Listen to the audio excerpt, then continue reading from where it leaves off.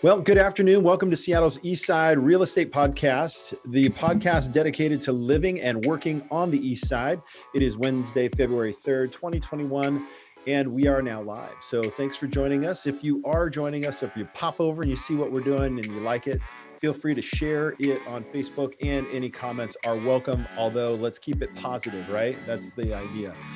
If you don't like it, go watch somebody else's podcast. I'm just kidding, but also too, if you want to see future or past podcasts, you can do that by subscribing to our YouTube channel at the eastsiderealestateteam.com on YouTube. You can also subscribe anywhere podcasts are podcasted. So Google Podcast, Apple Podcast, all of the above. We've got a really good show today. We're going to be talking about contingencies and finances. And in that vein, we also have a special guest, Vanessa Linenberger with Mindfully Smart Finance, to discuss why you may need a financial coach in your corner, in your circle. But before we get to that, let's start with some real talk. Now, we are in a very competitive market. We've talked about that on past podcasts, how there are at a ridiculously low amount of inventory, great aggressive interest rates for long-term mortgages, and then a lot of buyers, a lot of folks that are looking to stop paying someone else's mortgage, to stop renting. So it's created an environment that is very competitive. And today we're going to I'm going to do a quick screen share. I want to share with you, it's called a financing contingency. So I'm actually going to take a second to get it set up, and I'm going to share my screen with you and just kind of explain to you. So when negotiating contracts, one of the items that you insert into a contract are called addenda, and you can add to our boilerplate 5-page purchase and sale contract numerous addendas for all kinds of things. Financing contingency is one. Inspection contingency, most common. Title contingency is another. Well inspection contingency is another. Septic tank contingencies. And essentially what these all mean that your offer to purchase this house is contingent on satisfying any of the information that is in that addenda. So in front of us, we have the Form 22A financing addenda. Now, I'm not going to go line by line on this, but I am going to show you that this is where a buyer protects themselves in the event of problems aligned with financing. So what a buyer will do is they'll first specify the type of loan that they're going to get. Then they're going to specify how they're going to make application and how they're going to inform the seller of their progress. Then they're going to write in here whether or not the seller is going to be contributing loan cost provisions, or a credit for closing costs is what that is in layman's terms. In addition to that, there's the provision to allow an appraiser to inspect the property. And then there's a whole mechanism here for an appraisal with regards to the financing. Now, this is the most complicated part, and the one that I want you to take away is when you purchase a house that's contingent on financing, it is relying on the bank to actually finance the portion that you're not putting down. So in the previous part, paragraph 1, when you specify the type of loan type that you're taking, you also specify how much cash you're putting down. So let's say your plan is to put 20% down, and it's $1 million house. Well, that would mean that you're putting $200,000 cash down, and the bank is going to finance you for $800,000. So if a bank's going to finance you at $800,000, they need to make sure that the home appraises for $1 million.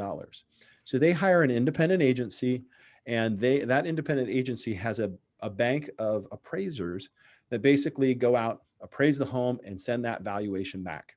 This paragraph here states that if the appraiser doesn't come back, there are 4 different pieces of remedy that the seller can use. So the first thing that has to happen is a buyer would announce to the seller that they have a low appraisal. The 4 options that the seller has is 1, reappraise, 2, reduce the price, C, come to a compromise in price, or I guess 4 paragraph. I was doing letters and now mixing letters and numbers. I'm sorry, it's horrible. Bad Dan. Anyways, 4 is for the seller to say, we just reject it outright. Now, many buyers would be concerned that they'd be losing their earnest money. But if they actually have this paragraph enacted in their transaction and this happens, it protects their earnest money. So that down payment that you put in earnest or in an escrow account to hold it, that if any of these things happen within these timelines, that earnest money comes back to them. So let's say a seller says, you know what, we're going to go ahead and reduce the purchase price, but we're not going to reduce it all the way down to the, say, $950,000. Then a buyer would have the choice to come up and meet them at that price, and they would have to bring in an additional down payment funds in order to do that, because the bank is only going to lend 80% value of the final appraised value. So if the buyer chooses to do that, the deal moves forward, the contingency is satisfied. If the buyer decides not to, then the house can go back on the market, the earnest money is returned to the buyer, and the contract is dissolved. I don't know if that's the right legal term, but you get the idea. So anyways, that is the financing contingency. There are some other provisions in here. One is if it's a VA loan, the VA has to provide the certificate for the VA borrower needs to be there. And then this last paragraph is basically in the event that there's some kind of lending rate change, it protects the borrower from what they call predatory lending practices. So there are many more contingencies, and I will go over those in future podcasts, but I just wanted to review this. Now, here's what you need to know is financing contingency is one of the contingencies that are being waived in this competitive market. Now, there are different ways to waive it. You can waive it outright. You can essentially waive a portion of it. You could actually add an additional down payment so that that problem with the appraisal is already solved. And here's why I'm bringing this up is because we're having such aggressive appreciation, we're starting to see a lot of appraisals come in low because they can't keep up with the supply and demand issues.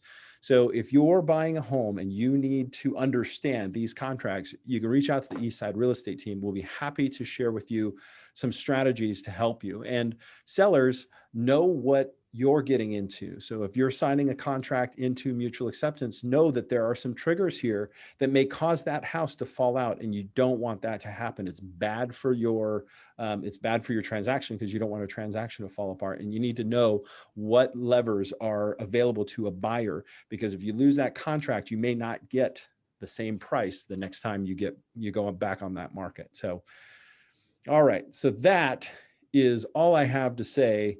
And if you would like any more information regarding your specific scenario, whether you're a buyer or seller, I'd be happy to talk to you. You can reach us at the eastsiderealestateteam.com, or you can give us a call at 425-200-4093. That's 425-200-4093. That concludes our Real Talk for today. Like I said, if you're interested in this and other topics, you can find us on our YouTube channel. Just go to YouTube and search the Eastside Real Estate Team, and our website under the Eastside Real Estate Team /blog. All right. Thanks for listening. Now, up next, we're going to talk to Vanessa Linenberger with Mindfully Smart Finance. But first, this episode of the Seattle's Eastside Podcast is sponsored by the Sammamish Chamber of Commerce.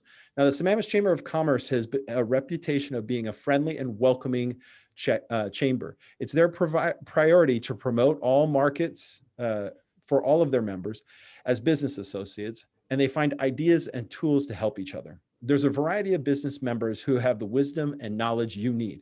Join the chamber and add partners and associates to your business. You can contact Deb at sammamischamber.org. That's Deb at sammamischamber.org. You can also call her at 425-681-4910. Call now, and for more information, go to www.sammamischamber.org. Now back to our show. So you are watching the Seattle's Eastside Real Estate Podcast. I'm here with Vanessa Linenberger of Mindfully Smart Finance.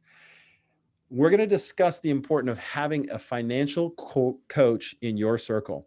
Vanessa is a CPA and financial coach with a mission to help individuals and business owners live a life that they love without financial stress to overwhelm.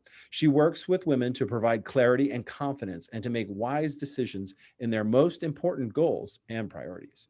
Vanessa has worked in corporate accounting for over 10 years and received her CPA in 2016. She loves working with numbers and understands the story they tell. But it's even more so, she loves helping others find power in those numbers as well. Vanessa started Mindfully Smart Finance to encourage other women to take control of their finances. She's created a community of women that have a safe space to discuss and ask questions about money free of judgment. As a financial coach, she empowers you to feel confident and knowledgeable about your finances by providing you with tools you need to set and reach your goals and plan for your future. Finance is not one size fits all, and receiving personalized guidance enables you to have a plan that fits your needs and desires. So, providing you with the necessary tools you need to achieve your dreams is her priority. Wow, that was a mouthful, Vanessa. Welcome to the show. Thank you. I'm excited to be here.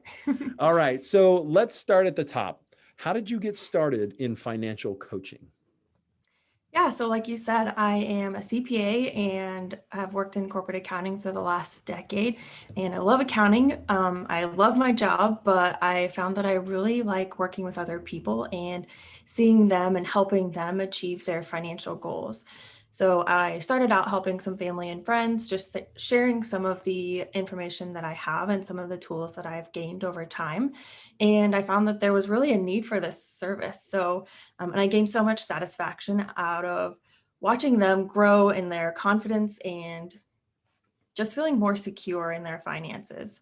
And then I also I went to a conference, and it was a business conference of all entrepreneurs. And in that conference, realized, oh, there's a lot of business owners that don't know their business financials.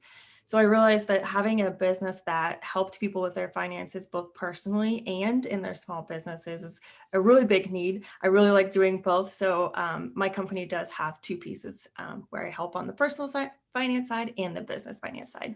So, how do you see financial coaching being different than, say, a financial advisor?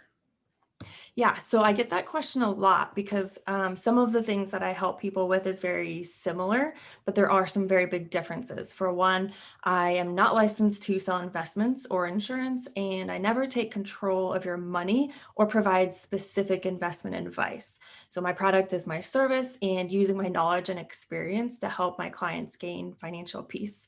So we'll work on where you currently are, understand where your money is going, and then begin aligning your spending with your goals and values.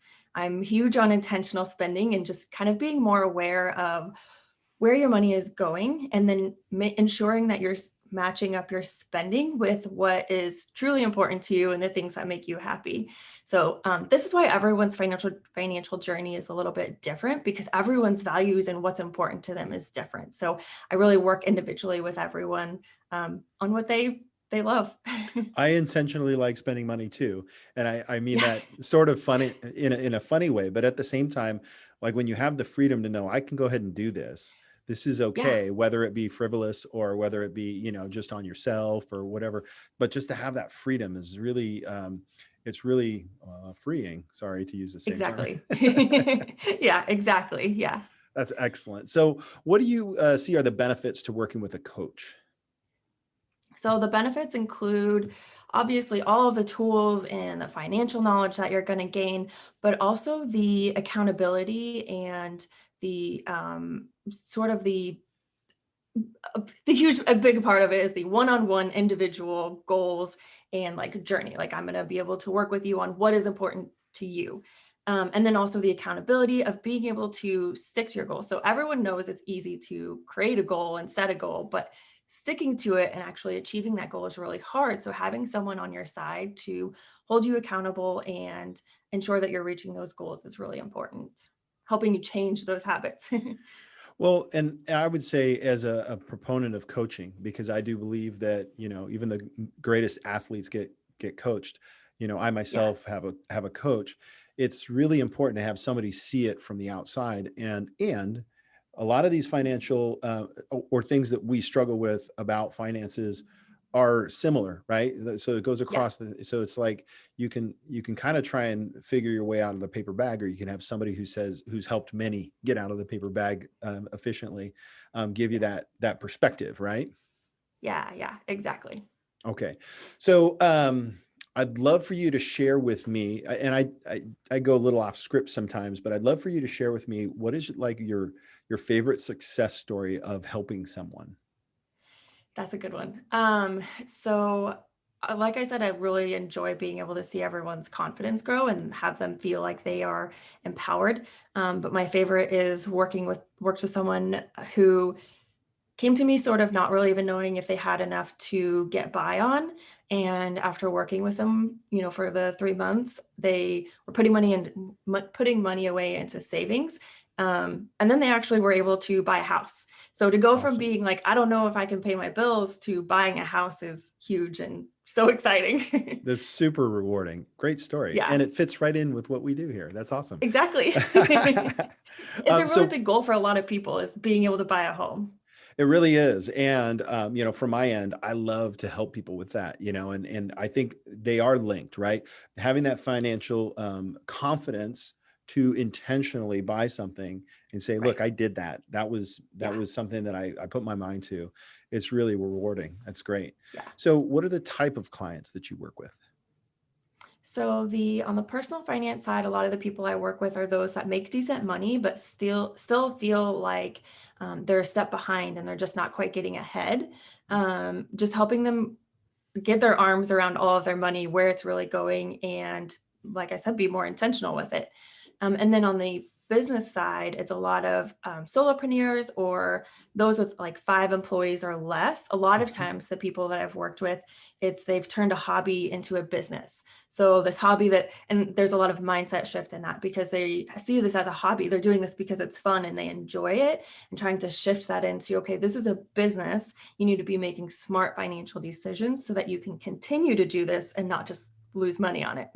Yeah, I've gone through an evolution. I've been doing real estate for 14 years and it started out, right, just as, okay, I've got 1099, and I'm going to do this to where I'm actually fully incorporated. And now I'm actually watching budgets and I see, how to get in alignment with budget. So I would say, from a business standpoint, it doesn't have to be all the way in, but also too, you turn yourself into a real business when you have a budget. Like that's a whole different Yeah. thing. And I hate to use the word budget, but I mean, when people look at P&Ls, they're like, are we on budget for last year? That is a business. Otherwise Yeah. it's a hobby, it's an entrepreneurial, it's not the same thing. So Yep. and how deep into that process do you go? With the small businesses. Yep. Yeah. It kind of depends on the client, what their business is and what their goals are. Some of them, it's just sort of helping them understand, is this a valid business that I could make money off of? How much money Uh-huh. would I need to bring in to be able to be profitable? And then for others, it's like, I'm an established business. I've been doing this for years, but I'm still not really sure that I'm making the best decisions to continue being in business. So a lot of those businesses have a tax preparer, they have a bookkeeper, but they don't have that CFO type role that big, corporations and big businesses have. Excuse me. So I kind of help just bring in that financial piece, that they can have someone a little bit more to rely on. They'll say, oh, my CPA said this, or my bookkeeper told me this, but they don't really understand what that means. So now I can kind of interpret that and then say, okay, you need to ask these questions, or, I can ask them questions to be able to just be that kind of middleman.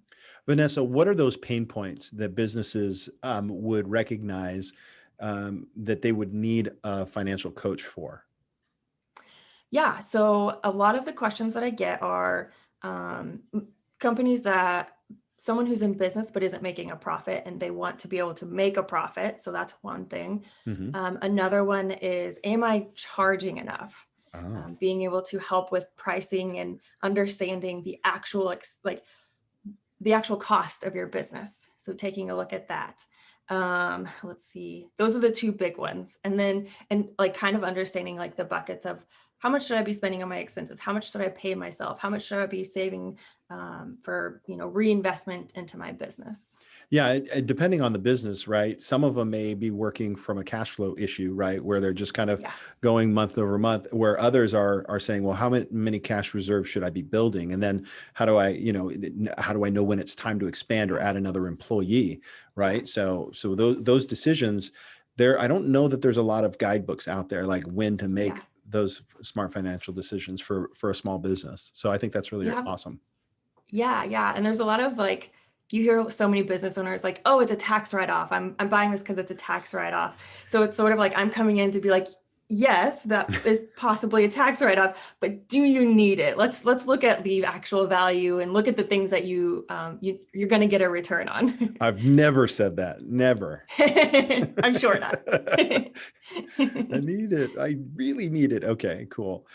So then lastly, what additional resources or promotions do you offer any of our viewers that are watching right now or later? Yeah, so I always offer a free consult to new clients. That way, if they do have questions and they're like, well, I don't really know if I need a coach or want to like kind of dig into a little bit more of how I could help them, or, if they have questions, I can answer them. So I always do a free consult. I also have a free budgeting tool that I can send.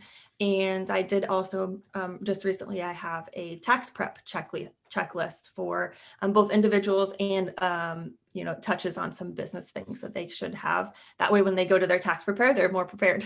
Awesome. So what are the two things? A tax preparation checklist and what else? And I also have a budget template. A budget with template. Instructions. So yeah. Mm-hmm. Okay, excellent. So how do our viewers get a hold of you? They can email me at vanessa@mindfullysmartfinance.com, or I'm on Instagram at Vanessa Linenberger. So either way. All right. And that's Vanessa Linenberger. I see this accountable.network. Is that a Yes, URL? yes. So I have my my mindfullysmartfinance.com website is under construction. Okay. So that long one is my accountable.network/Vanessa Linenberger website. Okay. Exactly. Well, that's awesome. Vanessa, I want to thank you for coming on. I think that this is always the not so fun, sexy side of businesses and even small business or individuals, right? Is having somebody hold us accountable to finances. It feels wrong, but I'm here to tell you that I have somebody keeping me accountable. I'm looking at my numbers all the time. It's not fun, but I can tell you it actually has you have this feeling of confidence when you can look at those numbers and this part is the part that's the most fun for me, is when I can look at it and say, okay, so when I get there, that means that's achieving my goal break even. And then this is my plus, right? So I have a metric that I can look at. And, to have somebody there on your side helping getting you there is super important. So thank you for coming on the show. Thank you. All right. Next up after, I don't know if maybe we don't have a break. Let me just look. Nope, no break. But I do believe we're going to be welcoming our favorite broker partner, Erica Mears. So I'm just letting her into the room here so that she can welcome in our Stump the Broker segment. Erica, are you there? Yes, I'm here, but my headset's not working. Oh, okay, that's okay. What's your question for the day? Question is, a buyer is ready to buy, pre-approved, but the friend is saying, no, don't buy now because the house market is going to crash. It's what they say. So I have my opinion based on what I read. How about you? You want me to tell you mine first? What's that? Oh, yeah. Well, you were welcome to hear your opinion. Yeah. What do you think? What would you tell them? So based on what I read and what we learn, I would say buy right now. For some reasons, existing home sales, we hope the inventory is going to get better. Usually that happens in spring that is coming. Existing home sales are going up 9%, newly built 21%, and what is coming? Home price is going to go up between 3 to 8%. That is the prediction. Yeah, now that's a nationwide prediction. So, Yeah. I'd love to see more new homes being built in our area. They just can't build them fast enough. But I think what you say there is, I mean, okay, it's easy to say buy now, right? We're in the business of doing that. And I think there are two reasons that people buy. One is in order to have a home to live in. And two is in order to see a nest egg appreciate, right? So those are two of the major reasons. Nobody ever buys a home as an investment. That's not true. Investors will buy a home as an investment. But what I mean by that is a homeowner that's moving into a home you shouldn't look at it as an investment. So my question back to that buyer would be, what is your reason for buying a home? What is your motivation?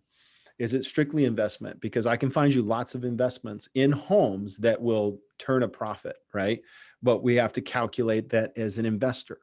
However, if you're buying a home to live in, there's another factor, including the appreciation that you're talking about, and that is the place to live. You're going to need to live somewhere. You're either paying your mortgage or you're paying someone else's. But the major concern in this question is that there's a crash right around the corner.